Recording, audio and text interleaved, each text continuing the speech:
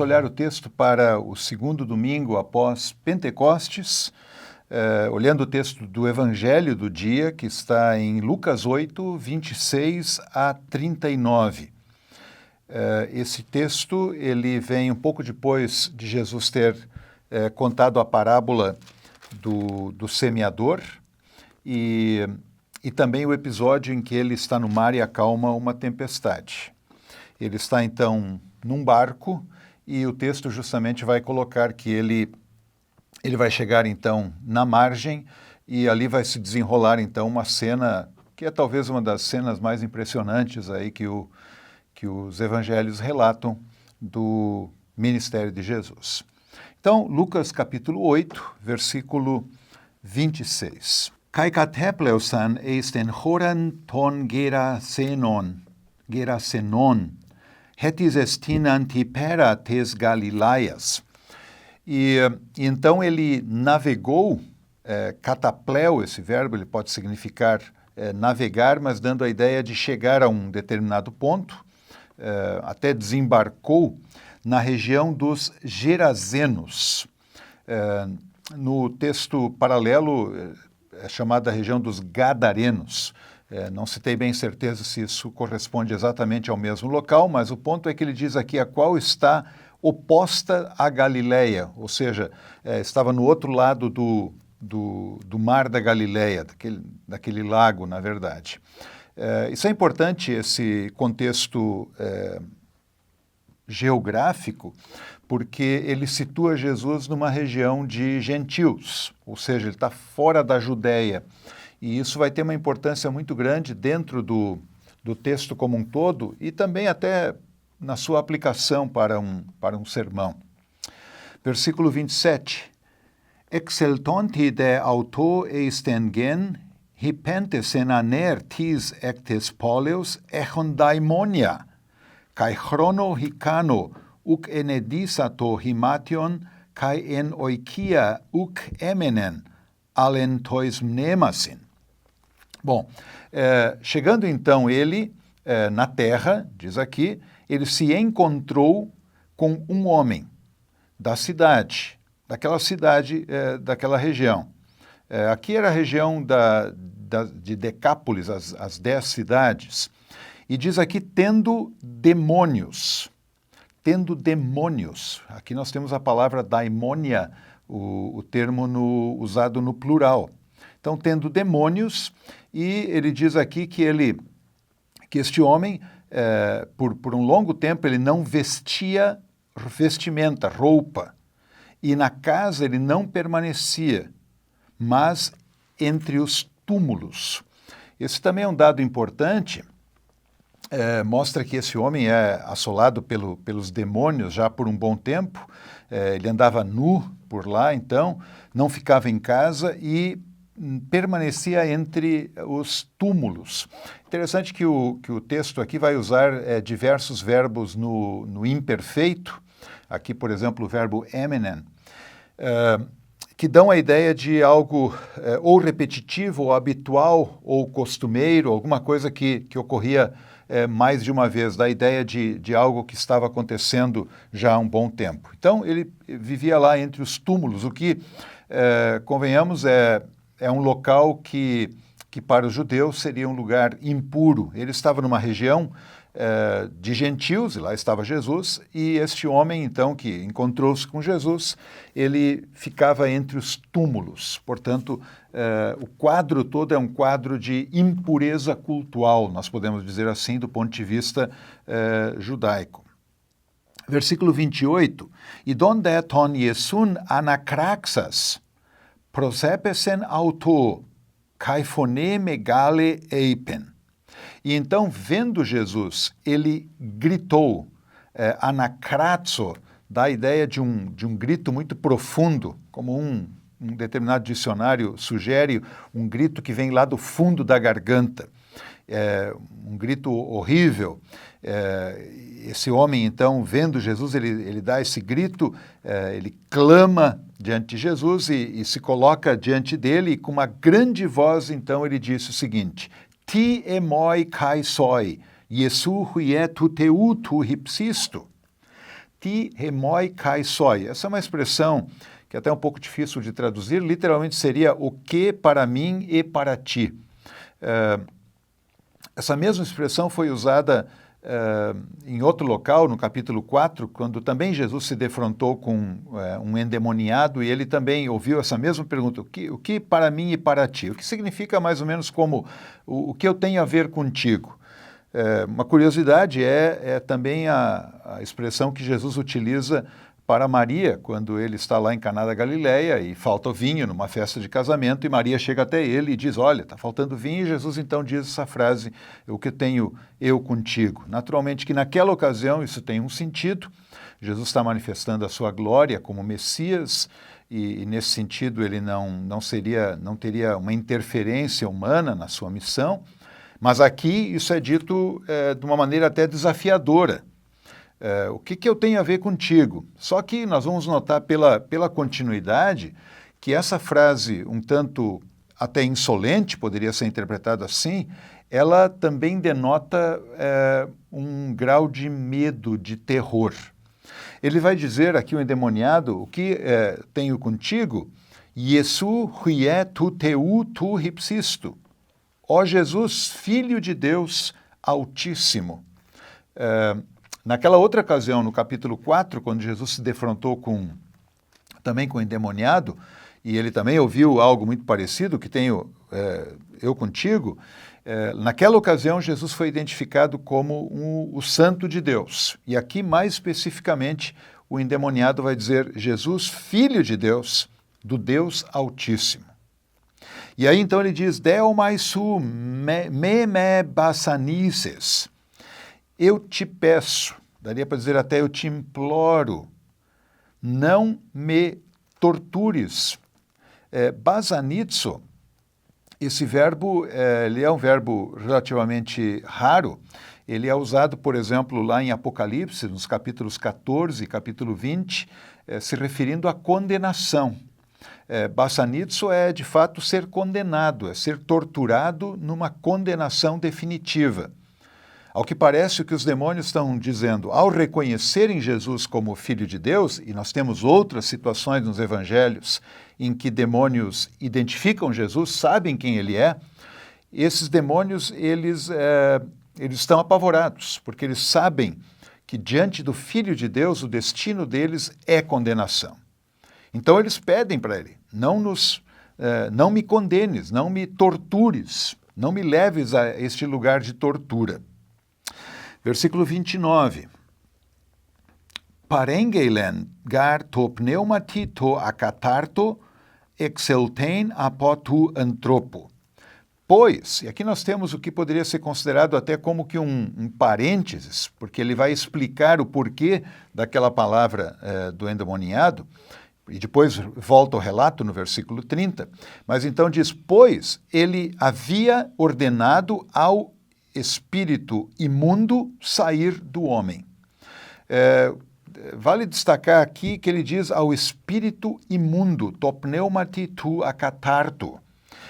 Mais uma vez nós vemos que o contexto todo é um contexto de impureza. Ele está num lugar impuro, um lugar entre os gentios, ele se encontra com um homem que anda entre túmulos e este homem tem um espírito impuro. O contexto é, portanto, de impureza. Lá Jesus está. Então, é dito aqui que aquele endemoniado clama para que não seja torturado, porque Jesus havia dito para ele sair daquele homem. Continuando o versículo 29, Polois gar chronois sinerpakei auton, kai edesmeueto alisin, sesin, kai pedais philassomenos, kai diareson tadesma, elauneto, hipó tu daimônio eistas eremos.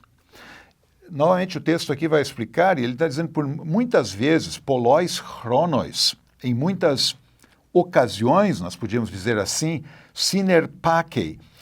Sinarpazo é usado aqui no mais que perfeito, então sinarpago é agarrar, é arrastar, é usado, por exemplo, no livro de Atos para falar quando uma grande tempestade arrasta um barco, ou seja, a ideia é que aquele que é agarrado, aquele que é arrastado, não tem mais controle sobre si. Então é dito aqui que muitas vezes o demônio o arrastava ou agarrava, o levava então de um lado para o outro. E edesmeueto alicesin, ele era acorrentado, novamente temos aqui um verbo no imperfeito, na voz passiva, ele era acorrentado com correntes, ele era amarrado, preso com correntes. Aí possivelmente as pessoas da cidade, talvez até familiares, vendo o jeito desse homem, o amarravam com correntes, diz aqui. E enfaticamente o texto vai dizer kai pedais filasômenos. Pede é uma corrente normalmente usada para amarrar os pés de um prisioneiro. Então, ele era filasso, aguardar, prender, ele era preso com essas correntes. E, diz aqui, diarreson, ele quebrava essas correntes. Ele quebrava as correntes e era levado pelo demônio para os desertos. Então, a cena é de um homem que tem a sua dignidade humana completamente jogada longe. Este homem, ele é um trapo dentro daquela sociedade. Ele é amarrado, ele é preso com correntes, no entanto, o espírito imundo que está dentro dele o deixa muito forte, ele consegue até arrebentar aquelas correntes e leva este homem, então, pelos desertos. Aliás, o deserto também, que dentro da concepção judaica lembra um lugar de demônios, um lugar de impureza. Versículo 30. Eperotesen de auton ho Jesus. Perguntou-lhe Jesus. Essa é possivelmente a única cena que nós temos nos evangelhos em que Jesus agora passa a dialogar com um endemoniado. Ti soi onoma estin. Qual é para ti o nome? Qual é o teu nome? Rodeipen. E ele respondeu, legion, legião. Hot eiselten daimonia pola eis auton. Então, o nome dele é Legião porque entraram muitos demônios nele. Aqui a gente lembra que o termo legião, ele é um termo que vem originalmente da língua latina e que ele era usado na época, por exemplo, para um grupo muito grande de soldados romanos, que podia ser entre 3 a 6 mil soldados. Isso naturalmente não quer dizer que esse era o número dos demônios especificamente naquele homem, mas ele diz que eram muitos demônios que estavam dentro dele. Versículo 31. Kai parekalon auton hina me epitaxe autois eisten abison apelten. E aqui nós temos uma cena interessante. Então, como Jesus havia já ordenado que os demônios saíssem daquele homem, e então há aquele pedido de que não o condenasse, não o torturasse, e aqui então diz kai parekalon, verbo parakaleo, suplicar, pedir, e eles pediram para ele para que não ordenasse-lhes ir para o abismo. O termo abisson, normalmente traduzido por abismo, ele é um termo que vai ser usado diversas vezes também no livro do Apocalipse, e em que há uma referência ao lugar dos demônios, o lugar onde Satanás está. Um lugar que, ao contrário da crença popular, não é o lugar em que o diabo manda, ou que o diabo é o rei, que o diabo tem autoridade, mas é, na verdade, um lugar de tortura para o próprio diabo e os seus anjos. E aqui nós temos anjos do diabo, são os demônios, são os espíritos imundos, que pedem para não ser levados para esse lugar de tortura. Versículo 32, Ende eke agele hoiron hikanon boscomene ento orei. E havia ali uma manada de porcos, de muitos porcos, hoiron hikanon, boscomene. Bosco é alimentar-se, então, alimentando-se ou sendo alimentados no monte. Vale lembrar que, novamente, o porco é um animal impuro dentro da concepção judaica. Mais uma vez, temos aí uma ênfase na impureza, não só do local, mas de toda a situação na qual Jesus está colocado aqui. Continuando o versículo 32, kai parekalesan auton, hina epitrepse autois eis ekenus eiselpen. E aí então agora os demônios pedem para ele que ele ordene, que ele dê uma ordem, eles reconhecem que Jesus tem autoridade para dar uma ordem, que permitam, na verdade, que eles, para eles que entrem naqueles, ekeinos, aqueles, ou seja, os porcos. É uma cena curiosa, novamente, em que os demônios pedem permissão para Jesus. Eles estão apavorados, eles sabem que Jesus pode condená-los, tem autoridade para isso, ele é o Filho do Deus Altíssimo, eles o reconhecem, e eles pedem então que eles não sejam levados para aquele lugar de tortura e pedem-lhe permissão para entrarem naqueles porcos, naquela manada de porcos. Versículo 33. Exeltonta de tai daimonia apotu antropo, eiselton eis tus hoirus. E saindo os demônios do homem, entraram nos porcos. Ou seja, Jesus permitiu-lhes, é assim que o texto no versículo 32 termina, eles permitiu isso para eles, e eles então, saindo daquele homem, entraram nos porcos. Kai ormesen he agele katatu kremnu, eisten limnen kai apepnige. E aqui uma cena trágica, né? Em que é dito lá que esses porcos, eles correram desvairadamente, o verbo hormao, eles se atiraram então, aquela manada, katatu kremno eisten limnen. Literalmente é para baixo do precipício, para dentro do lago. Kai apepnige. Esse verbo apepnigo significa literalmente sufocar, ser sufocado. E aqui nesse caso, então, ser sufocado pelo afogamento. Então é uma cena, de fato, medonha, né, em que demônios estão assolando a vida de um homem e eles, então, reconhecendo a autoridade de Jesus, sabendo quem ele é, suplicam que ele, então, não os leve ao abismo, mas que permita que eles entrem naqueles porcos. E, curiosamente, então, ao entrarem nos porcos, essa manada toda vai para baixo, cai num abismo, então cai num precipício para dentro do lago e eles morrem. De certa maneira, caíram no abismo, né? Mesmo que não seja literalmente aquele abismo da condenação, mas a ideia toda é que há um momento de juízo sobre aqueles demônios. Aqui há uma dúvida, alguns intérpretes até acham que Jesus, nesse ponto, demonstrou um certo grau de misericórdia ou de complacência com aqueles demônios, não os enviando para o inferno. Por outro lado, essa cena de eles com os porcos caírem no precipício e serem jogados no lago e os porcos então morrerem, é uma cena que lembra, sem dúvida nenhuma, um juízo terrível. Versículo 34. Edontes de hoi boscontes togegonos, ephigon kai apengelan eisten polin kai eis tus agrus. E aqueles que alimentavam, hoi boscontes, que estavam alimentando, vendo o que aconteceu, togegonos, o acontecido, fugiram e anunciaram na cidade e nos campos. A cena, sem dúvida nenhuma, deve ter chamado demais a atenção e então aqueles homens lá, os criadores dos porcos, apavorados com aquilo, fugiram e contaram para todo mundo que eles puderam. Versículo 35. Isso teve repercussões agora. Versículo 35.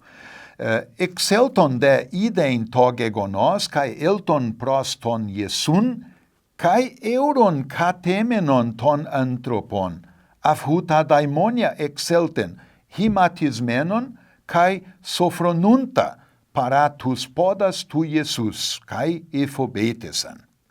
Então eles saíram para ver o acontecido. Todas as pessoas lá que ouviram falar do assunto ficaram, obviamente, muito curiosos com o evento e saíram lá para ver o que tinha acontecido. Então eles foram até Jesus e encontraram sentado o homem do qual os demônios saíram. E aí ele é caracterizado com duas palavras aqui, dois verbos no particípio. Himatismenon, vestido, kai sofronunta. Sofronel dá a ideia de alguém que está no seu perfeito juízo. Literalmente, sofronel é alguém que tem a capacidade de exercer autocontrole. Ou seja, aquele homem já não era mais dominado por espíritos diabólicos, por espíritos imundos, mas ele tinha controle de si. E nesse ato de ter controle de si, agora vestido, diz ali que ele estava junto aos pés de Jesus. E aí a conclusão é muito curiosa, diz, kai efobetesan, e eles temeram, e eles ficaram apavorados com aquilo que viram. Isso é no mínimo curioso, porque a reação que a gente esperaria aqui, provavelmente, é que quando as pessoas vissem aquele homem que antes tinha que ser amarrado, acorrentado, porque dominado por espíritos malignos, agora estava curado, estava no seu pleno domínio da razão, em perfeito juízo, a reação provavelmente esperada seria de alegria, de júbilo, mas aqui diz que eles temeram. Um detalhe que acho que é importante a gente lembrar é que antes este homem era dominado pelos espíritos malignos e não tinha controle de si. Agora, este homem, a gente poderia dizer, está sob um outro domínio. Ele, na verdade, está sob o domínio do Salvador Jesus, que ele reconhece como seu Salvador. Ele está sentado aos pés de Jesus, que é uma cena que dentro deste evangelho nos remete a outros lugares em que pessoas colocadas aos pés de Jesus reconhecem a sua autoridade e querem ouvir a sua palavra.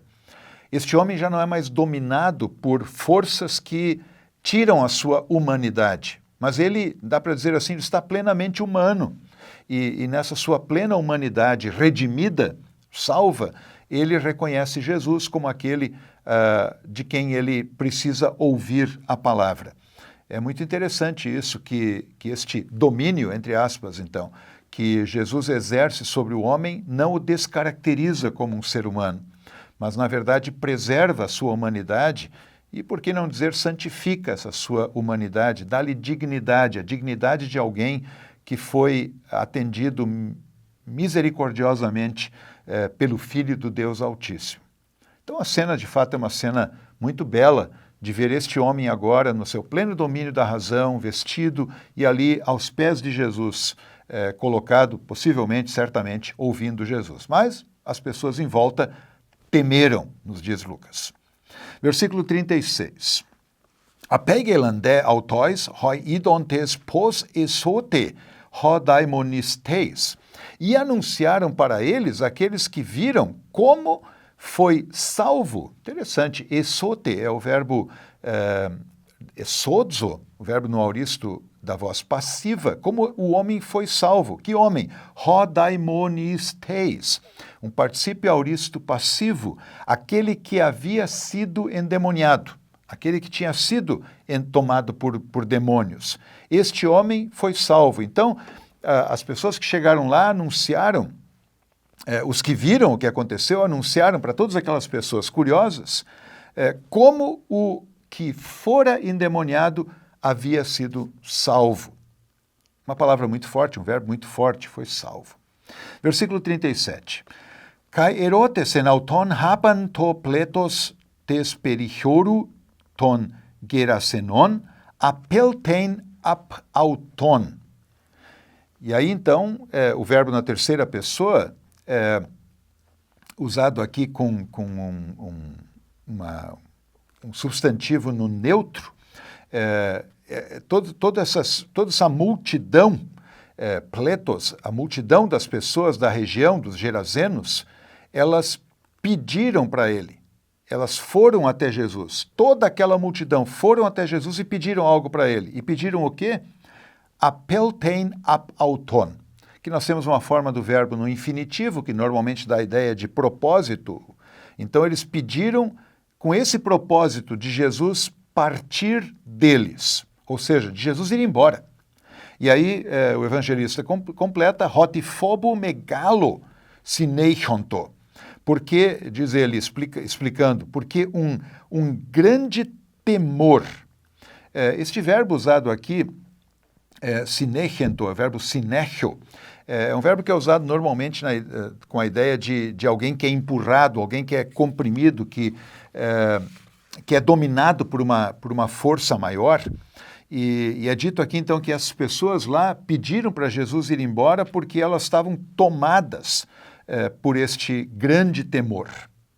Elas estavam apavoradas. Né? Muito bem. Autós de embas eis ploion hipestrepsen. Aqui, autós, então, uma referência ao próprio Jesus, e ele, então, embarcando lá no barco dele, partiu. Literalmente voltou, ou seja, foi para o local para onde ele originalmente pretendia ir. Versículo 38, Edeito de autu hoaner afhu exelelutei ta daimonia einai sin auto. E o homem, aquele homem, edeito, verbo deo, pedir, suplicar, orar.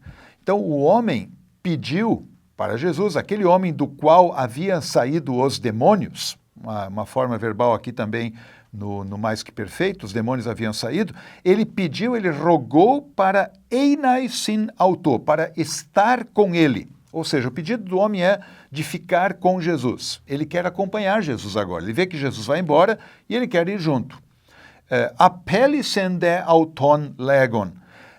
Mas despediu, aqui subentende-se Jesus, está então reagindo diante do pedido, despediu aquele homem, dizendo, versículo 39, Hipostrefe eiston oikon su, vai ou volta para a tua casa, kai diegu, hossa soi e poiesen hoteos, e relata tanto quanto Deus fez para ti. Interessante aqui o verbo que é usado, diegeomai.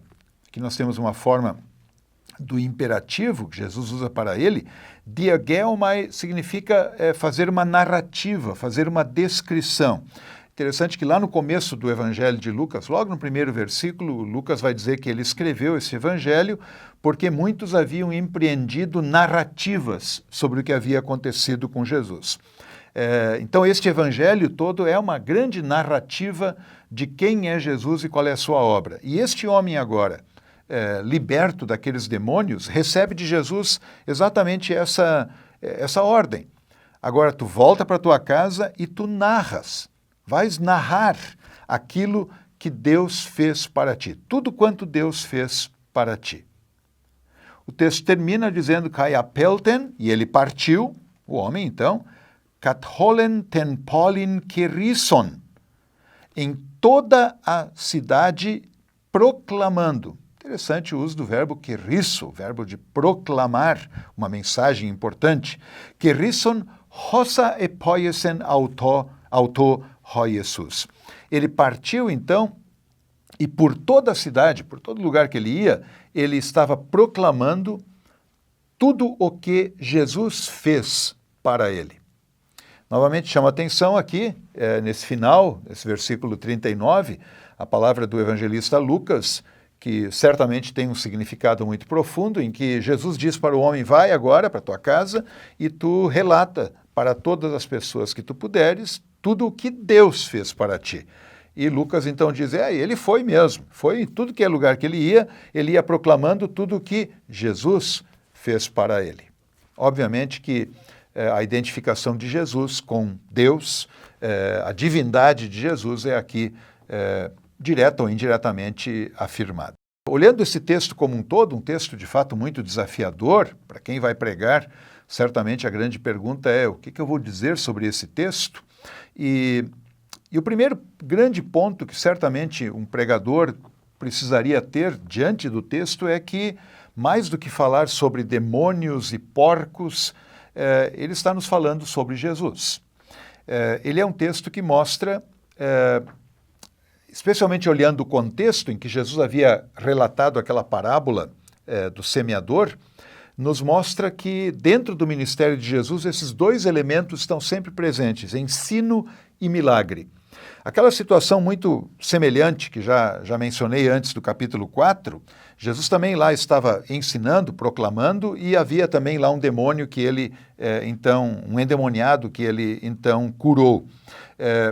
Ensinar e realizar grandes feitos. Este é o ministério de Jesus. E gostaria de ressaltar o fato de que Jesus está nesse ambiente impuro, na terra dos gentios, andando com pessoas impuras, com um homem que andava em locais impuros, túmulos, deserto, e em que havia porcos, animais impuros. Jesus é o centro de toda a narrativa.